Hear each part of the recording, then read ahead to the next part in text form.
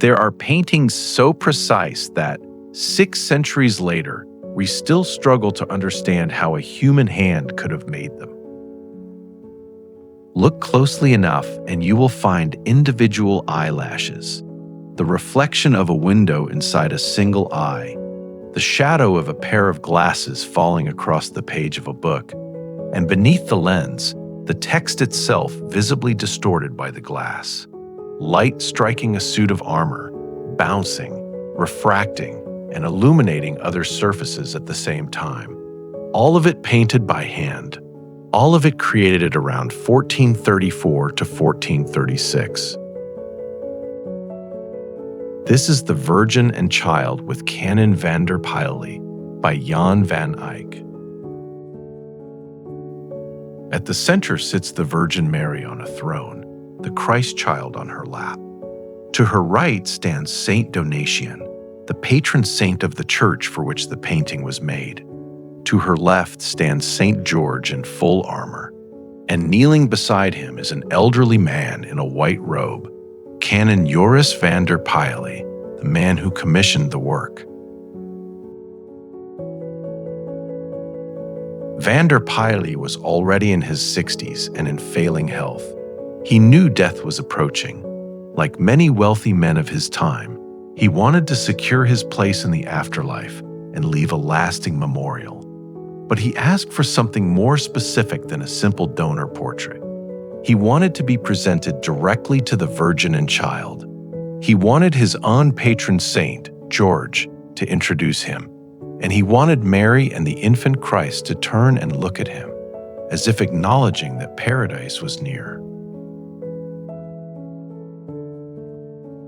Jan van Eyck took that request and turned it into one of the most complex images of the early Northern Renaissance. The great art historian Erwin Panofsky once said that Van Eyck's eye worked as both a microscope and a telescope at the same time. Nowhere is this clearer than in the figure of the Canon himself. Look at the glasses he holds. Their shadow falls across the open book, and the letters under one of the lenses are bent by the refraction of the glass. Van Eyck painted the optical effect of real spectacles in the 1430s.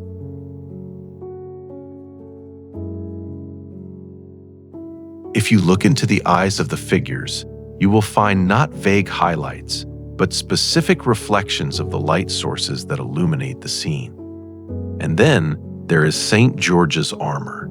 The light does not simply rest on the metal, it glances off it, travels, and creates secondary reflections on nearby surfaces. Researchers have described these effects as among the most sophisticated optical achievements in all of Renaissance painting. Van Eyck built them by layering translucent oil glazes over carefully prepared grounds, manipulating real light in ways that remain difficult to reproduce even today.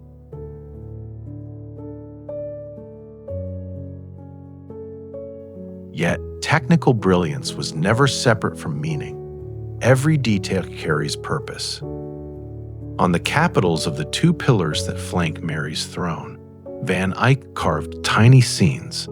On the left, Cain raises his arm against Abel, the first act of violence that, in Christian thought, brought sin into the world. On the right, Samson overcomes a lion with his bare hands, a traditional image of strength through faith. Below them appear Adam and Eve after the fall, a quiet reminder of why the arrival of Christ was necessary.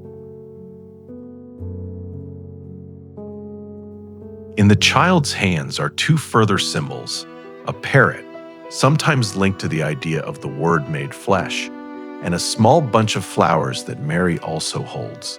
The red carnations were known in Old Dutch as nagelbloem, the nail flower, a reference to the nails of the crucifixion. The white flowers belong to the Cruciferae family, plants whose name literally means those that bear the cross. Nothing in this painting is accidental. One final detail is especially remarkable. On the polished surface of St. George's shield, a small distorted reflection can be seen. Many scholars believe it is a self-portrait of Jan van Eyck himself, wearing a turban. This would not be surprising. In the Arnolfini portrait, Van Eyck placed a convex mirror at the back of the room and included two tiny reflected figures, one of whom is widely thought to be the artist. Hiding his presence in a reflection may have been his quiet way of signing the work.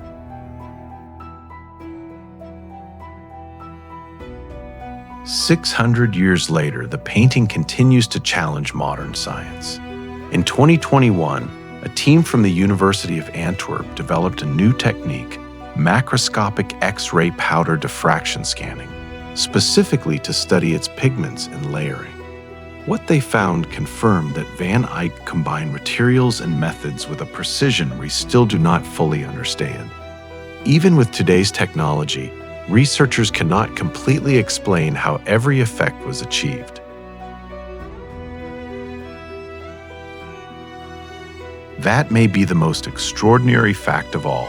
Not only did Jan van Eyck create an image of almost impossible clarity in the 1430s, he did so in a way that continues to exceed our ability to fully reconstruct it. Which detail astonished you most? I would love to hear your thoughts in the comments. Thank you for watching, and I will see you in the next video.